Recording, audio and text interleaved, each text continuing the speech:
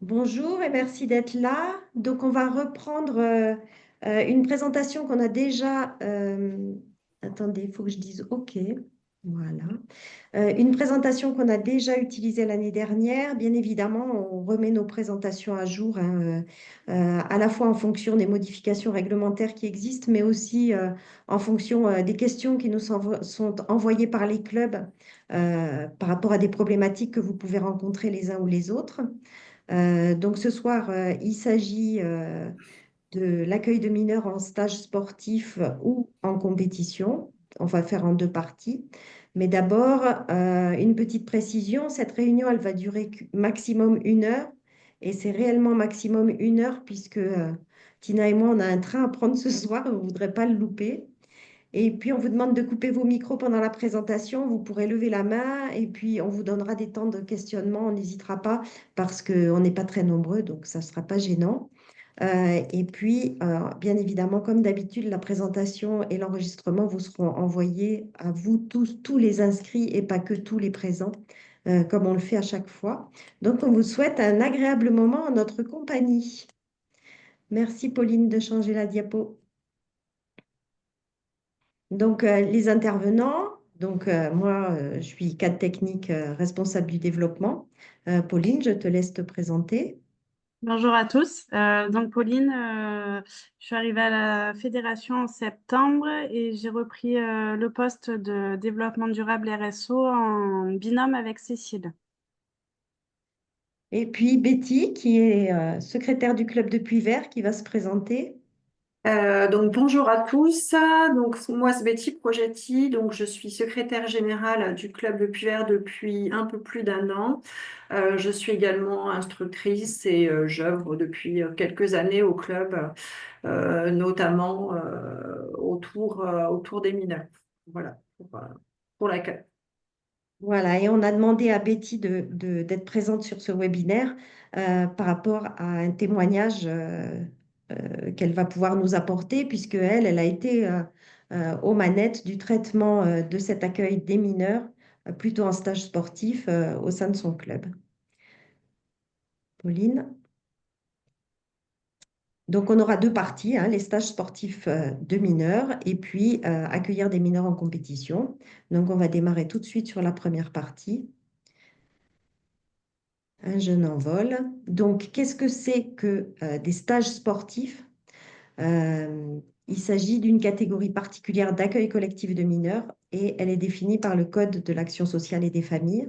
Ce sont des séjours qui sont organisés par les fédérations sportives agréées, leurs organes déconcentrés et les clubs qui leur sont affiliés dès lors que ces accueils entrent dans le cadre de leur objet. Ça veut dire que vos statuts doivent comporter une mention, doivent porter mention du fait que vous accueillez des stages sportifs, notamment avec des mineurs. Donc, ils sont organisés pour qui? Donc, d'abord, par qui? Par un club, par un comité départemental ou par un comité régional, pour au moins 7 licenciés mineurs. S'il y a moins de 7 licenciés mineurs, on ne rentre pas dans la réglementation dont je viens de vous nommer le, le titre réglementaire. Et il faut qu'il y ait hébergement. S'il n'y a pas d'hébergement, on n'est pas non plus dans ce cadre réglementaire-là. Donc l'encadrement, le directeur du séjour, c'est une personne majeure qui est désignée par l'organisateur. L'organisateur est toujours le président du club. Et il n'y a donc pas d'obligation particulière en matière de diplôme spécifique à l'encadrement de mineurs. Pas besoin de BAFA, pas besoin de BAFD, pas besoin de brevet d'État. Par contre, on vous conseille de choisir une personne dont l'honorabilité a été vérifiée, c'est-à-dire quelqu'un plutôt de votre bureau, donc qui a vu son profil passer au FIGES. Donc, soit quelqu'un de votre bureau qui est dirigeant, soit quelqu'un qui est instructeur et qui fait partie donc des encadrants de votre association. L'encadrement ne peut pas être inférieur à 2 personnes. Ce sont les dispositions du Code du sport qui s'appliquent pour les séjours spécifiques sportifs. Et donc, vous pouvez avoir des encadrements qui sont là contre rémunération. À ce moment-là, il faut que votre FI soit titulaire d'un DEGEPS et soit en possession de sa carte professionnelle d'éducateur sportif en cours de validité. S'il intervient, s'il ou si ils, puisque c'est deux personnes au moins, interviennent à titre bénévole, au moins un FI ou un élu dont le profil est passé au FIGES aussi via le SI Honorabilité, et au mieux un FI titulaire de l'équivalence des EGEPS en possession de sa carte professionnelle en cours de validité. On vous a mis le lien vers toutes les infos et documents pour obtenir le DEGEPS et la carte professionnelle. Une précision, c'est cette manière d'obtenir par équivalence au FI le DEGEPS et la carte professionnelle va être stoppée au 1er janvier 2026. Donc l'année 2025 est la dernière année pendant laquelle ces FI vont pouvoir demander cette équivalence de DEGEPS puis obtenir leur carte professionnelle. Et pourquoi ça va être supprimé, Cécile?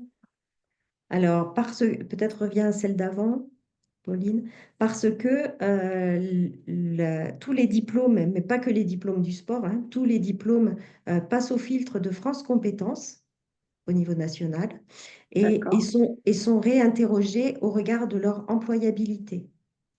Il se d'accord, trouve que chez nous, très peu de DEGEPS sont en exercice professionnel.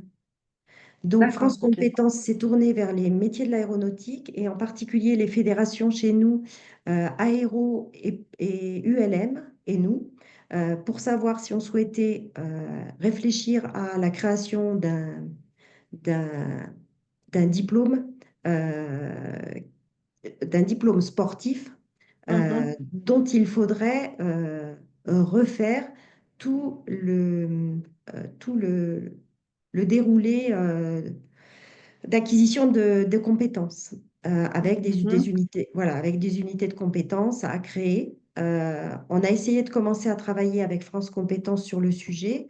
Euh, Ça bloque sur pas mal de points et ah, surtout, on pense que la plupart des FI ne prendront pas le temps d'aller suivre des formations complémentaires mhm, du secteur sport qui seraient coûteuses en argent, beaucoup, d'accord, même si il pourrait y avoir des aides financières de l'État, coûteuses, mais peu puisque nos instructeurs sont souvent bénévoles.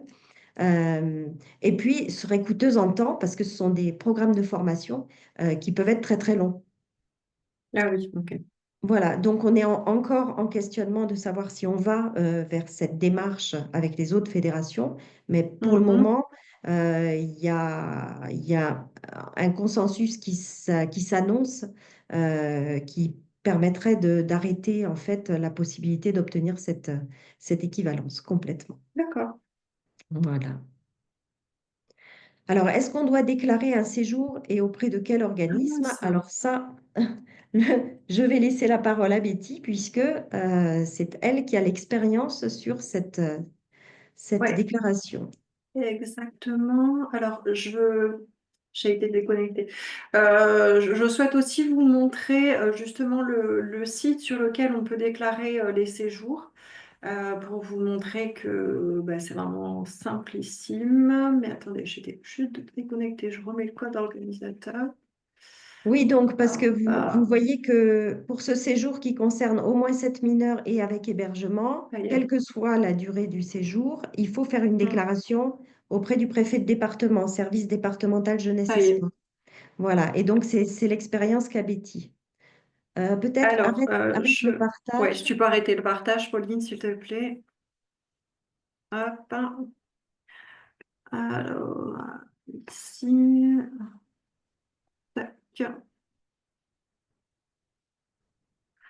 Alors, est-ce que vous voyez mon écran? Oui, Oui, normalement, oui. Oui, il y a la question, est-ce qu'il faut déclarer les séjours? Oui, effectivement, dès l'instant où il y a plus de 7 jeunes et que vous allez les accueillir pour de l'hébergement, il y a obligation de déclarer les séjours. Après, on discutera, hein, il y a effectivement si vous n'êtes pas encore engagé avec le SDJUS, il y a différents choses à mettre en place. notamment le projet pédagogique et le projet éducatif. Enfin voilà, là je préfère effectivement commencer par vous montrer effectivement la simplicité de la déclaration du séjour une fois que tout est mis en place et ça a été validé par la SDGES. Donc, comme vous pouvez le voir ici, en fait, nous, bah, c'est les planeurs de Puyvert. Donc, on a effectivement, on est assez éloigné en fait des centres-villes. Donc, quand on reçoit les jeunes mineurs et non mineurs, hein, enfin, il y a les adultes encadrants, ils sont forcément accueillis dans notre bâtiment. Donc, effectivement, on doit prêter attention aussi à ne pas dépasser un nombre de mineurs, hein. Donc, nous, on s'est engagé sur le fait de ne pas dépasser 15 mineurs. Et on a toujours minimum 2 encadrants sur place. Donc, ça, il y a toujours minimum un instructeur qui est sur place. Et après, 1 ou 2 personnes qui ont été validées en fait par le dirigeant, le président. Et on a également aussi donc le président, lui, qui a fait le nécessaire auprès du DGEPS et qui a la carte professionnelle. La mienne est en cours également, donc c'est vrai que je vous invite fortement justement à profiter de la mettre en place avant que ça s'arrête en janvier 2026, parce qu'il est effectivement recommandé, hein, malgré tout, d'avoir au moins une personne bah, qui possède le DGEPS et encore mieux si elle a la carte professionnelle. Donc là, en fait, pour le faire, donc dès l'instant que vous avez connaissance de vos différentes dates de stage, donc nous, en ce qui nous concerne, on ouvre enfin, on ouvre tous les week-ends, hein, mais on fait en sorte justement de ne pas dépasser 7 mineurs. Donc on déclare en fait l'ensemble des stages de toute l'année. Donc là, on s'est arrêté au 1er septembre. Donc là, on sait qu'il faudra qu'on refasse la déclaration pour le stage d'octobre. Donc là, par exemple, je vais vous ouvrir la déclaration de notre stage d'avril. Donc ça, c'est tout ce qu'on a fait, hein, en début d'année. Et il faut en fait aller opérer une nouvelle validation 15 jours avant. Donc là, bon, ce qu'on peut voir, hein, c'est la fiche initiale de déclaration. Donc c'est un séjour sportif, hein, en ce qui nous concerne. Donc il faut indiquer donc, la date de début et date de fin du stage. Aussi donc la tranche d'âge, hein, donc des jeunes accueillis, donc bon, nous 14-17, et je pense que en ce qui vous concerne, on est à peu près aussi sur ces âges-là en général, parce qu'après si on fait du 6-13, on entre sur une autre réglementation, mais en général nos jeunes n'ont pas moins de 13 ans. Donc là, tac, excusez-moi, je ferme la page. Et ici, pour voir le supplément, donc là, vous voyez, c'est la fiche complémentaire et c'est là, en fait, où on voit la déclaration des personnes qui seront là encadrantes. Donc, le déclarant, hein, est le président du club. Donc, notre président, c'est Jérôme Progetti. Il faut toujours indiquer donc, une personne à prévenir en cas d'urgence. Donc, bah, c'est moi qui suis notifiée, hein, parce que c'est vraiment moi qui assure en fait l'accueil des mineurs, enfin qui organise le planning avec le responsable pédagogique. Et après, on indique l'équipe d'encadrement. Donc là, pour ce stage, en sachant que pour chaque stage, hein, vous pouvez notifier différents encadrants, hein. On n'est pas obligé de mettre tout le temps les... Il faut vraiment s'assurer que ce soit les personnes que vous avez déclarées. Donc là, ce sera Francis Clark qui sera encadrant, moi-même et Pascal Groll, donc qui n'est pas EFI, mais qui a lui les habilitations. Et là, dans ce qui le concerne, on est sur un BAFA assimilé. Mais en tout cas, voilà, dès l'instant où on est EFI, on a vraiment ce qui est nécessaire en fait, hein, au niveau de l'encadrement. Et donc, il y a toujours aussi, on nomme toujours, entre guillemets, un directeur de stage, enfin, même si j'aime pas employer ce terme-là, comme le font les colonies. Même si on n'est pas une colonie, on est bien sur un séjour sportif. Et donc, ne pas oublier donc de revalider, excusez-moi, j'ai plein de notifications, en fait, de valider la réalisation du stage 15 jours avant. Donc voilà, c'est là où on y passe le plus de temps, c'est au moment où on fait le nécessaire au départ. Mais après, ça à faire, c'est un site déclaratif et tout le monde peut le faire assez rapidement. Euh, Est-ce que Betty, tu peux expliquer quelle a été la Dis-moi. démarche du service jeunesse et sport quand il est venu te visiter? Oui, voilà, c'est ce que j'allais aborder. Donc, alors, je vais changer de slide. Vous voyez quand je change de slide ou pas? Oui, oui, oui, Oui, c'est bon? oui, Alors, oui. attends, je recherche là. Attends. Non, c'est pas celle-là.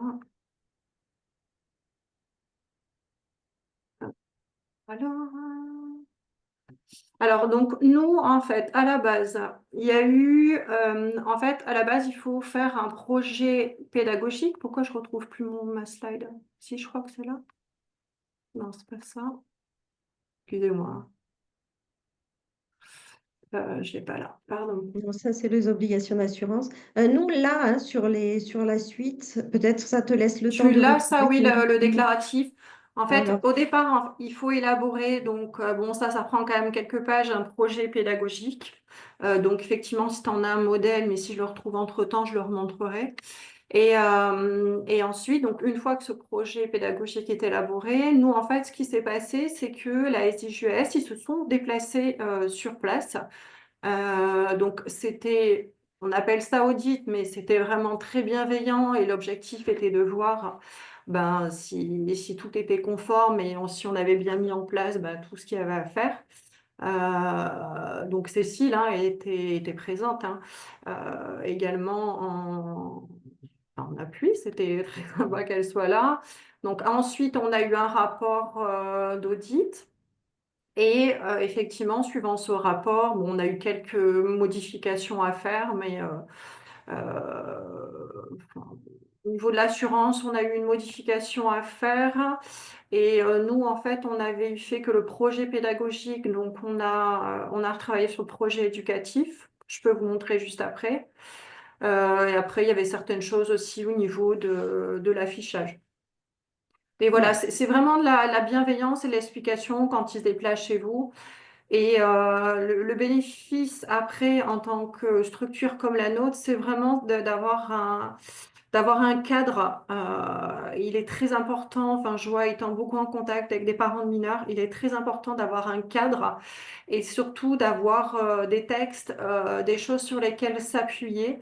Quand les parents posent des questions, voilà, quand tout se passe bien avec les parents, c'est super, mais le jour où il y a un problème, ça vous permettra, vous, de pouvoir vraiment vous appuyer sur une réglementation hein, et d'avoir adhéré à la SDGES, en fait. Merci Betty.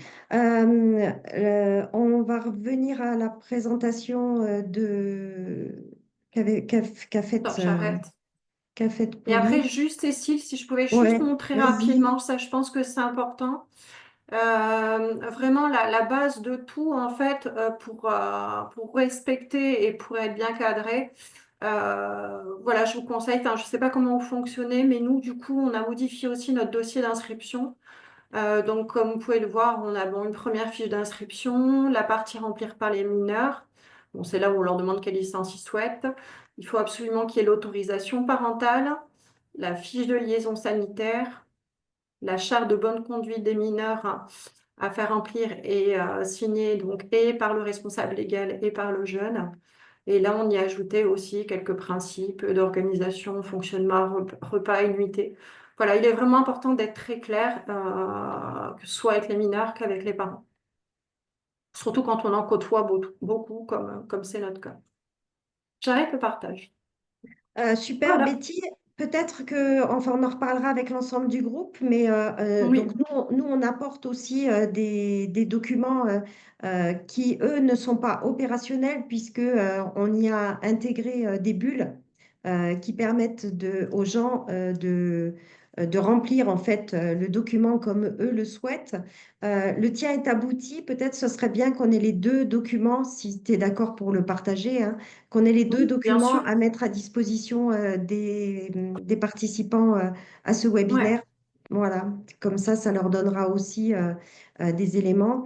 Euh, Petit détail aussi, si vous partez en stage sur une autre plateforme hors de votre département, pensez Mm. à prévenir le service départemental du lieu d'implantation du local d'hébergement des jeunes qui seraient hors de votre club habituel, parce que je sais que certains clubs organisent des stages ailleurs. Et ça, c'est très important. Et puis, comme le disait Betty tout à l'heure, vous avez vu sur son tableau, hein, elle avait la liste de ses stages depuis les vacances d'octobre, vacances de décembre, vacances de février, vacances d'avril et tout l'été.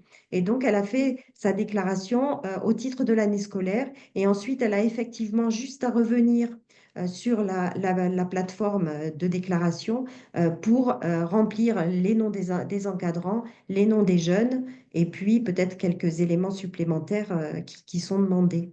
Donc, au départ, ça demande effectivement du travail, mais je pense que, comme tous les logiciels, hein, une fois qu'on a pris l'habitude de les utiliser, ça devient chronophage, mais pas impossible.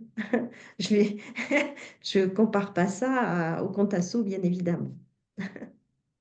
On passe voilà. C'est Donc, rien on ça, a à côté de Contasso. C'est ça, c'est ça. Donc, on a parlé hein, du projet éducatif et du projet pédagogique. Alors, bon, c'est vrai que le service départemental de l'Aude avait lourdement insisté pour avoir un projet éducatif. Donc, pas question de les froisser. Betty et Jérôme sont rentrés dans le cadre tel qu'il était demandé dans leur département. Mais le texte dit que le projet associatif ou de développement du club est adapté à partir du moment où il comporte des éléments conformes à l'article R, R227-24 du Code de l'action sociale et des familles et des conditions de déroulement de celui-ci. Donc nous, on vous a mis là un lien vers un règlement intérieur type de stage sportif spécifique FFVP. Vous pourrez vous en emparer, mais cette année, c'est encore mieux puisqu'on a celui de Betty qui peut aussi servir, celui du club de Puy-Vert qui peut aussi servir pour vous si vous souhaitez vous en inspirer. Ensuite, il y a des obligations en matière d'assurance. Donc, pour les jeunes, c'est évidemment la licence assurance FFVP, dont la responsabilité civile. Et puis, pour le club, la responsabilité civile du groupement sportif. L'attestation d'assurance, elle est à demander auprès de Air Courtage. On vous a mis l'adresse mail. Et surtout, surtout, elle est à afficher. Vous avez obligation d'afficher dans vos clubs votre attestation d'assurance de structure mais aussi les photocopies des cartes professionnelles et des diplômes de vos salariés. Pas forcément de vos bénévoles, mais de vos salariés. Moi, je vous invite à le faire, même pour vos bénévoles, à partir du moment où ils sont instructeurs réguliers dans votre structure. Ça donne aussi, ça montre aussi le sérieux que vous avez de respecter les règles. Et puis, la déclaration de tout accident grave pendant le séjour est bien sûr obligatoire. Alors, encore d'autres obligations, des moyens de communication qui permettent d'alerter rapidement les secours en cas d'accident et une liste des personnes ou organismes susceptibles d'être contactés. Bien évidemment, euh, tous les numéros d'urgence sont affichés et tous les bénévoles et tous les pratiquants savent où sont affichés les numéros d'urgence. Je ne sais pas, certains clubs nous retournent des retours d'expérience qui disent que des jours où vraiment il fait très mauvais, ils n'hésitent pas à faire des simulations d'exercice en cas d'accident. On fait un focus sur l'hébergement en tente. S'il y a un hébergement de camping sur le site du club, il faut prévenir le propriétaire ou le gestionnaire du terrain de la présence d'un groupe de mineurs. Donc, n'hésitez pas aussi à faire cette démarche-là. Un simple mail, hein, ça vous couvre pour un tas de choses. Et puis, les recommandations en cas d'événement météo. N'oubliez pas de consulter les consignes de vigilance météo. Je ne vais pas vous apprendre quels sont les outils que vous pouvez utiliser pour ça. Vous êtes bien plus calé que moi sur le sujet. Voilà. Je ne sais pas s'il y a un 3. Non, il n'y a pas de 3. Est-ce qu'il y a des questions par rapport aux obligations réglementaires? Peut-être on revient un coup en arrière. Je ne vois pas s'il y a des mains. OK. Donc, on continue. Donc, la question de l'autonomie. Donc, l'autonomie, elle ne peut pas faire l'objet d'une réglementation. Du coup, on vous a donner un règlement intérieur type qui est signé par les parents au moment de l'inscription et qui précise qu'ils ont pris connaissance des modalités d'exercice, des activités en autonomie. Ça sera de nature à limiter les risques juridiques qui sont pris par l'organisateur de telles activités. Je pense en particulier sur certains clubs, ben, les jeunes ont la possibilité d'aller jusqu'au village faire des courses, voilà, des choses comme ça. Peut-être poser une règle dans votre règlement intérieur de façon à ce que et les parents et les jeunes soient au courant de tout. J'ai des retours d'expérience réguliers, hein. J'en ai encore eu un ce week-end avec un président qui me disait on a un WhatsApp balade et à peu près tous les quarts d'heure, l'un d'eux m'envoie un, un texto s'ils vont faire des courses ou s'ils vont. Comme ça, je Ah, sais c'est pas exactement mal, où ils ça. sont et ça me permet de les Ah, géolocaliser au cas où il se passerait quelque chose. Voilà. ah, Donc, ça a un intérêt. Et puis, on a eu une question, le cas qui est réel hein, de l'arrivée d'un mineur impromptu, son arrivée est impromptue, pas lui, licencié ou non au sein du club. Donc, qu'est-ce qu'on fait? Les parents arrivent, ils posent le gamin et ils s'en vont. ça marche pas comme ça. Voilà, ça marche pas comme ça. Donc, s'il est licencié, c'est facile, hein, on retrouve assez facilement son numéro de téléphone, le numéro de téléphone des parents. S'il n'est pas licencié, bon, ben, normalement, il n'a pas accès à la structure dans la mesure où il est pas membre du club. Voilà. Et puis, je laisse Pauline parler de la question de l'autonomie d'un mineur qui serait déposé comme ça. Mm. Oui, donc c'est un club qui est revenu vers nous pour nous poser la question, donc c'est assez intéressant. Donc dans le cadre où on a un jeune qui arrive, donc qui est seul, donc qui n'est pas prévu dans un groupe pour un stage spécifique, donc comme on a vu juste avant. Donc en fait, la réglementation est claire, il faut que ce mineur soit accompagné d'un adulte responsable. Donc dans le cas où c'est pas un parent, en fait, ils vont avoir un document à compléter et à signer, donc pour désigner cet adulte responsable. Donc il faut savoir qu'un mineur ne peut pas rester seul. Et si il est seul et qu'il se passe un accident ou quoi que ce soit, ce sera donc l'association et de par le président qui sera responsable des problèmes. Voilà. Donc, en fait, si j'étais présidente, je n'accueillerais pas un mineur non accompagné en hébergement. On est bien d'accord.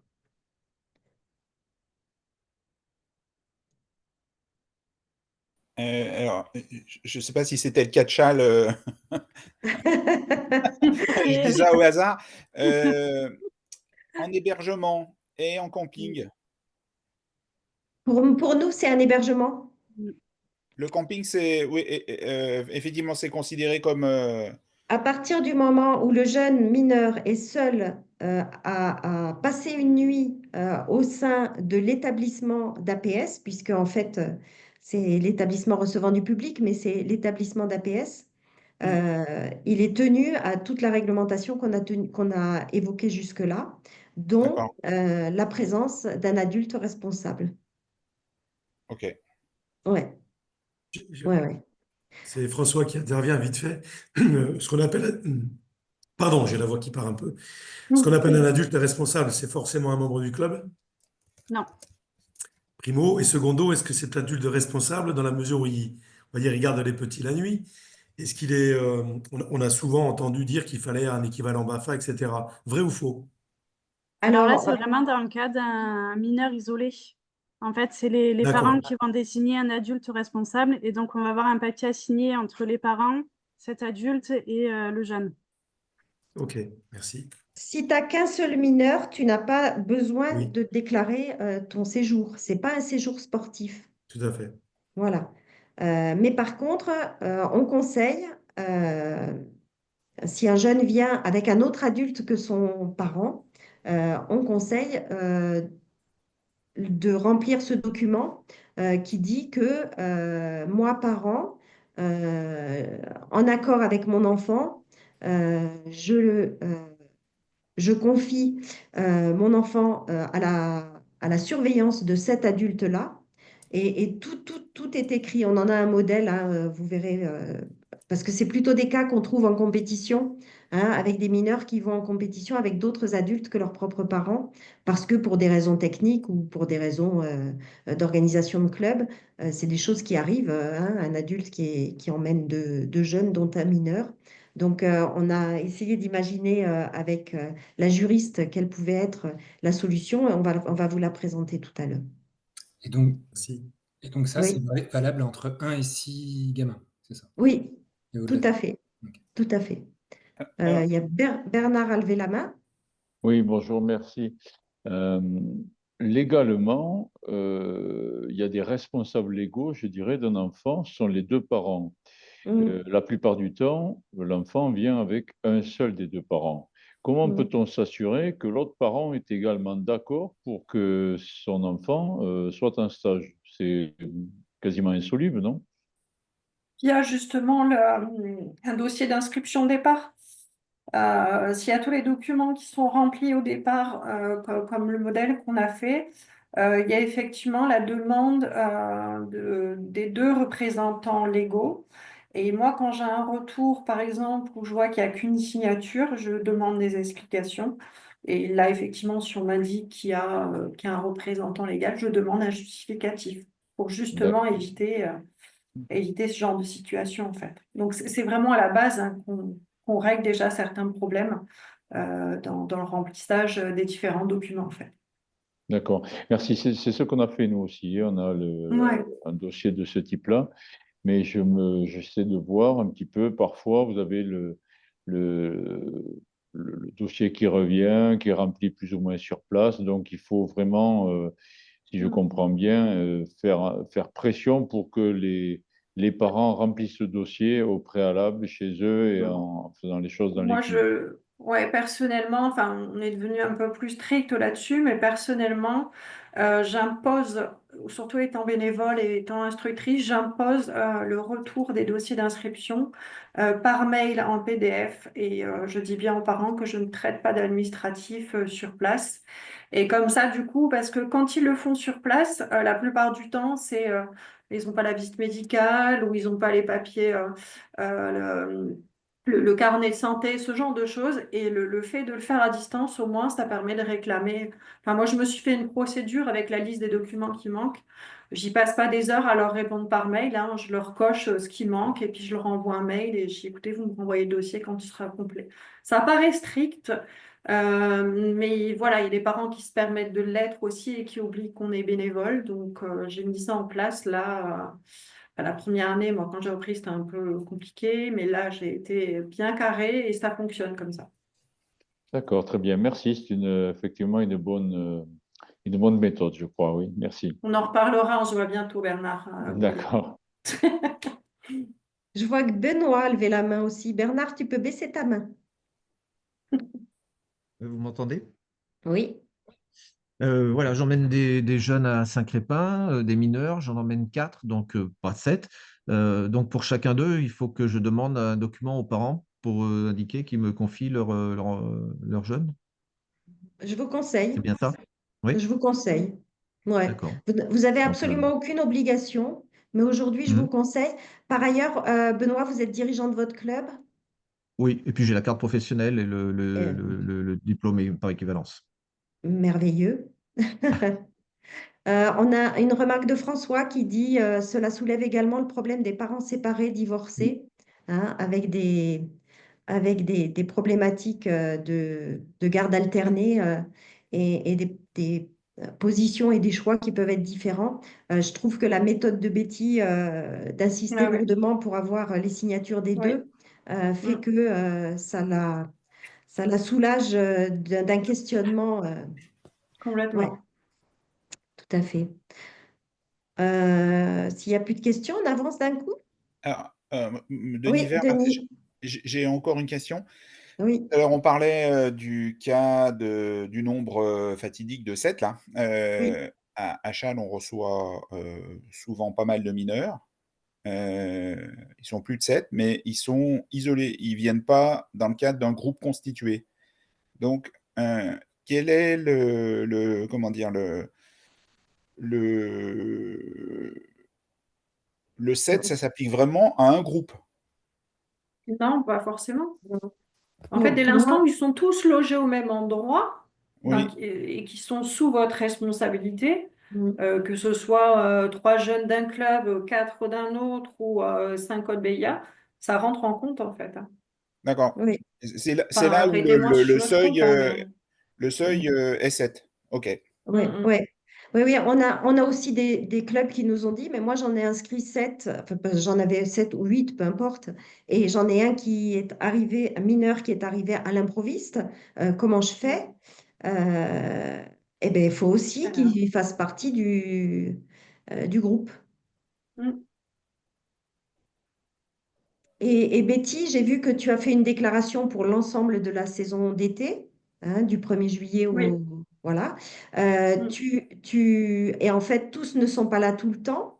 Donc, en fait, tu as mis la liste de tous tes jeunes qui sont susceptibles d'être en hébergement sur ta structure. Ouais, attends, ça a coupé à un moment donné. Tu peux répéter, Cécile, s'il te plaît? L'ensemble de tes jeunes n'est pas là en permanence sur l'été, mais pour Non, autant, tu as inscrit l'ensemble de tes jeunes oui. sur l'ensemble de la période d'été comme étant potentiellement en hébergement dans ta structure. Oui, parce que ben enfin en fait moi à chaque fois hein, je fais enfin voilà je parle de ma méthode hein, si ça peut aider certains et si on peut Oui, échanger c'est encore mieux. oui, Mais moi en merci. fait à chaque 2 ou 3 mois avant chaque stage j'envoie un formulaire Google Form que j'envoie à tous les stagiaires. Donc ils doivent indiquer en fait avec deux choix les dates à laquelle ils souhaitent venir en stage. Et après, en fait, c'est nous avec l'équipe pédagogique et moi avec justement hein, ce nombre à respecter qu'on élabore le planning. Donc effectivement, quand j'indique 15, je fais en sorte qu'on soit bien 15. Et voilà, je joue un petit peu au Tetris hein, parfois, mais dans tous les cas, enfin voilà, il est très rare qu'on soit en dessous de 15 mineurs accueillis au club.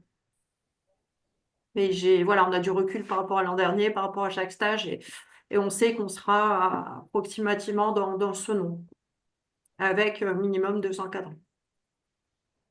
Je sais pas si j'ai répondu Merci. à ta question, Cécile. Oui, oui, oui, tu as répondu à C'est ma bon? question. Oui, oui, merci. OK. On avance? Donc, si vous proposez à vos jeunes de faire une autre activité sportive, ça, c'est que de la logique, hein. Si c'est un prestataire de service dans le domaine des activités physiques et sportives, un centre équestre, une base nautique, vous vous assurez que cet établissement est couvert en responsabilité civile, que les activités sont encadrées par des personnes qualifiées, que le niveau de l'activité est adapté aux jeunes, et puis vous vous assurez de l'honorabilité des éducateurs sportifs sur la base des cartes professionnelles d'éducateurs sportifs qu'ils auront affichées, ou alors en allant sur le site EAPS, quand vous rentrez le nom d'une personne, vous devez pouvoir la trouver en tant qu'éducateur sportif.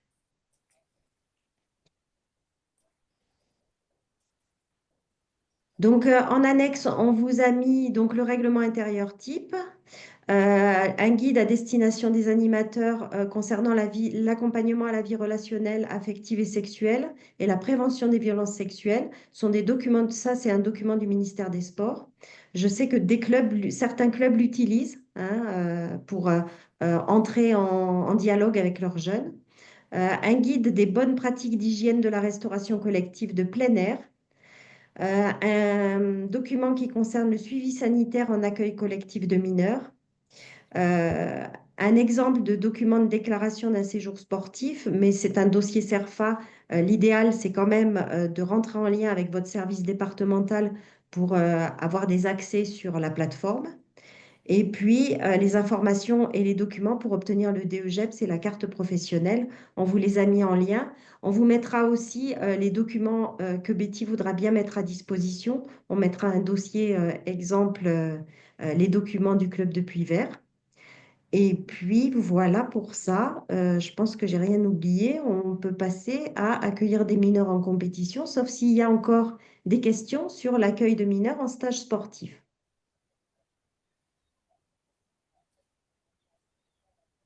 Ok, donc on passe à l'accueil de mineurs en compétition. Euh, vous organisez un championnat auquel des mineurs vont participer. Les mineurs engagés à la compétition vont rester de toute façon sous l'autorité de leurs parents ou tuteur légal. Et puis, si un mineur est accompagné par un autre adulte, autre que celui qui a l'autorité parentale, on en parlait tout à l'heure, vous demanderez un document attestant de cet accord entre les parties qui devra être signé par les parents, le jeune et l'adulte accompagnant. Donc, l'adulte accompagnant et le jeune seront tous deux licenciés à la fédération. On vous a mis ce document, il est en annexe.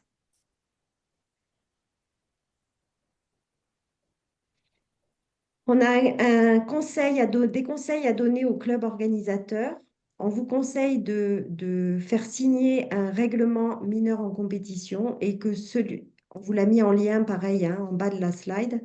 Ce règlement, il stipule l'engagement des mineurs et de leurs parents ou accompagnateurs en termes de posture, d'attitude attendue lors des compétitions, c'est-à-dire respect de la charte éthique et déontologie de la fédération.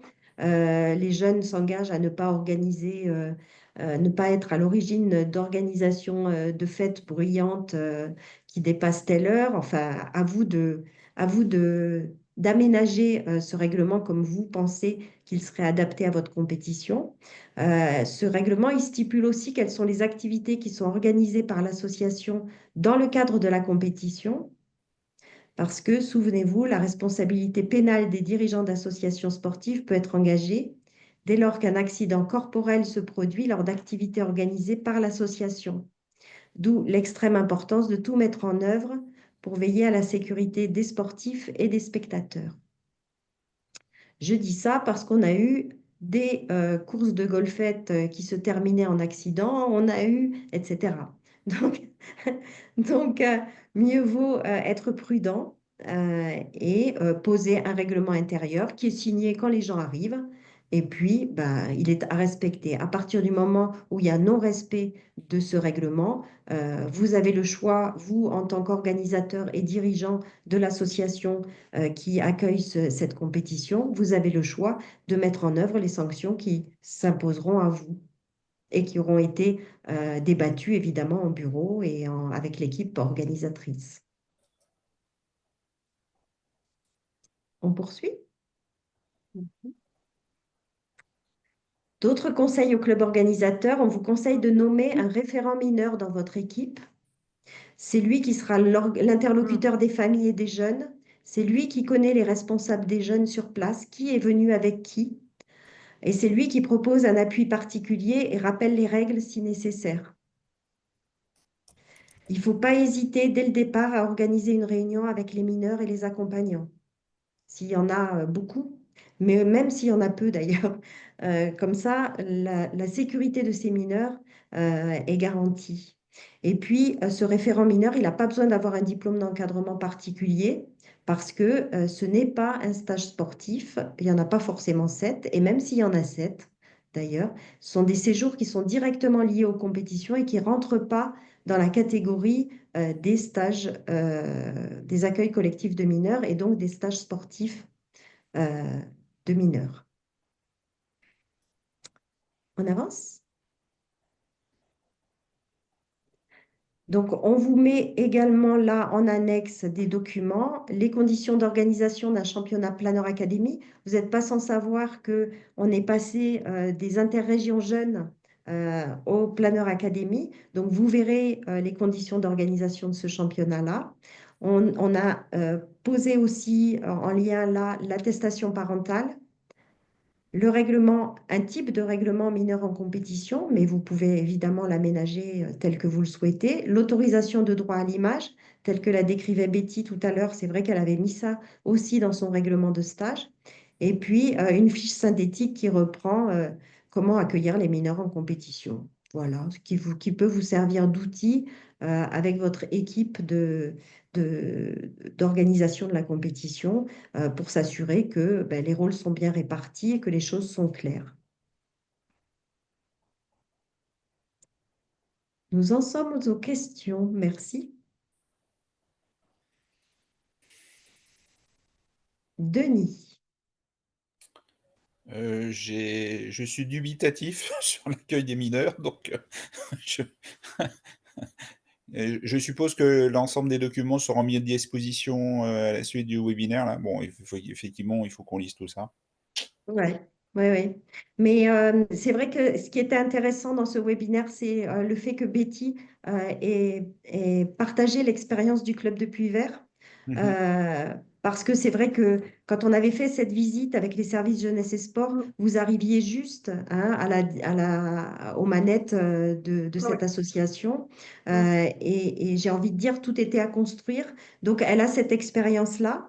Donc, j'ai envie de vous dire, servons-nous des bonnes pratiques des uns et des autres. Mhm. Ouais, c'est Euh, important. Elle a réussi, avec l'aide des services de l'État, à calibrer réglementairement la manière dont elle va accueillir ces jeunes. Et je trouve que Mm. c'est très sécure. Elle a même des petits trucs qu'elle n'a pas partagés. Mais par exemple, on parlait de l'accueil des féminines. Elle met rarement dans ses groupes une fille seule euh, Ah. parce que les filles attirent les filles finalement. Mm. Ça lui assure un petit peu plus de sérénité de savoir que plusieurs filles sont sur le même hébergement. L'encadrement, évidemment, est mixte aussi. Exactement. Bah, quand je fais mes tableaux, hein, d'ailleurs, hein, enfin, voilà, c'est pas bien de se parer, mais je mets voilà, une couleur aux garçons, une couleur aux filles. Là, je vois par exemple, je suis devant mon tableau d'hébergement et voilà, c'est ce qui me permet de voir si j'ai bien des filles avec des filles et des garçons avec des garçons. Malgré tout, pendant ma semaine de stage, voilà, il y a des garçons et des filles, mais c'est vrai qu'il est important, enfin voilà, tout dépend la structure d'accueil de chacun. Mais moi, effectivement, ça me sert aussi. Parce qu'après ça, une fois que j'ai fait mes tableaux, je fais la répartition des chambres. Enfin voilà, il faut être bien organisé quand même pour que ça rentre bien dans les cases. Mais voilà, faut quelques Alors, mois et après ça va. c'est vrai que l'héritage du fonctionnement des clubs faisait que ben, Mm. on fonctionne un petit peu comme ça se présente, j'ai envie de dire. Ouais. Aujourd'hui, les violences sexuelles ne sont pas absentes de notre fédération. Mm. Et il est important de pouvoir encadrer comme il faut et en toute sécurité les jeunes garçons et filles qui viennent sur nos structures. C'est pour ça qu'on s'attache chaque année à faire ce webinaire aussi, hein. On est très content que vous soyez là. Pour autant, Mm. l'information ira vers l'ensemble des personnes qui étaient inscrites. Et puis, bien évidemment, sur la newsletter, Pauline, les usages font que, je te laisse finir. Oui, bah, vous recevrez le replay du webinaire avec la présentation et tous les liens qui seront disponibles pour avoir toutes les cartes en main pour accueillir vos jeunes. Ah, Sophie a levé la main. Oui, je vois qu'on a encore quelques minutes. Je me permets de revenir sur un point.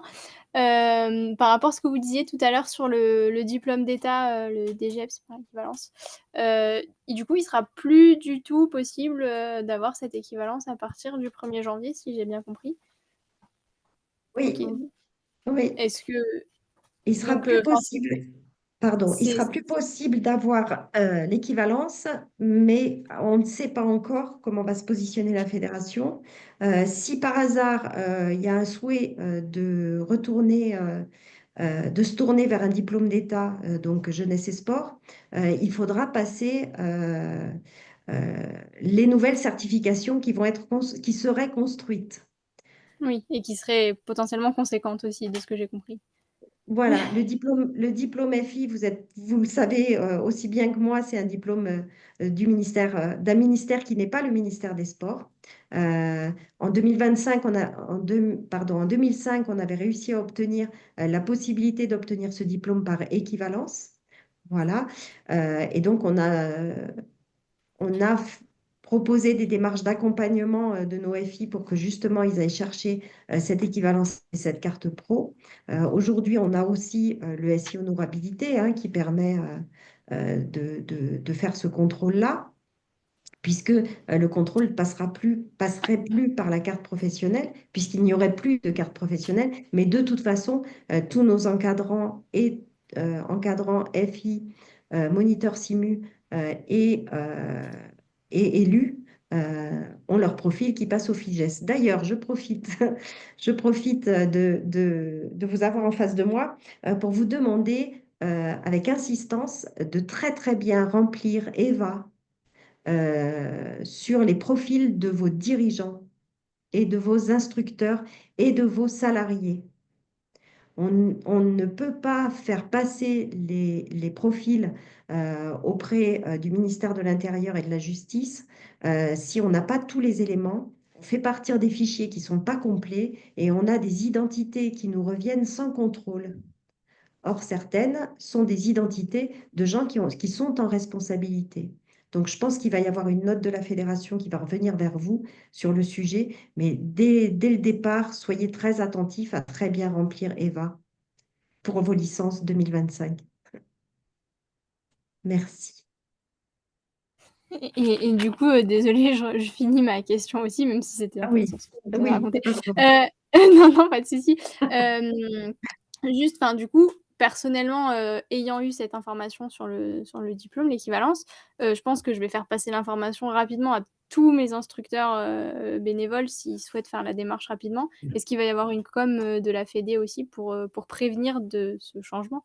Alors, tous les instructeurs diplômés ont reçu l'information Ok. et les documents qui vont bien pour la démarche. D'accord, je ne suis pas instructrice, donc je n'ai pas eu l'information, mais c'est très bien alors. Merci beaucoup. Oui, oui, bien, on fait des rappels régulièrement, hein, on en fait 2 par an, hein. 2 fois par an, on fait un rappel sur le sujet pour que justement les FI se précipitent pour faire leur demande d'équivalence dans la DRAGES de leur région. Oui, je mettrai une piqûre de rappel, au cas où. Ok, François. Oui, enfin, ça rebondit sur ce que la demande de Sophie. C'est vrai qu'elle n'avait pas été mise au courant, mais on l'a tous reçu. On sait qu'il fallait pas perdre trop de temps. C'est pas très complexe comme démarche, c'est pas très facile non plus. Le plus dur, c'est de trouver l'enveloppe A4 cartonnée, à dos cartonné. Et puis le fameux timbre à 7 euros et des brouettes, etc. Mais en fait, ça marche plutôt pas mal. Et au passage, cette problématique de diplôme, elle existe depuis la nuit des temps, puisqu'avant, on avait un brevet d'état d'éducateur sportif second degré, avec un tronc commun. En fait, dans les sports co, le tronc commun, il était très, très costaud, quoi. Et au-delà de ça, ça peut même servir, on ne sait jamais. C'est quand même un diplôme d'État qui peut peut-être se revendre dans d'autres professions sociales. Voilà, c'est tout. Exact. Alors, on a insisté aussi auprès des gens de façon à ce qu'ils fassent cette demande parce que c'est vrai que ça permet une employabilité dans le secteur sportif. Certaines parties de la validation sont utilisables pour obtenir d'autres diplômes, d'autres disciplines.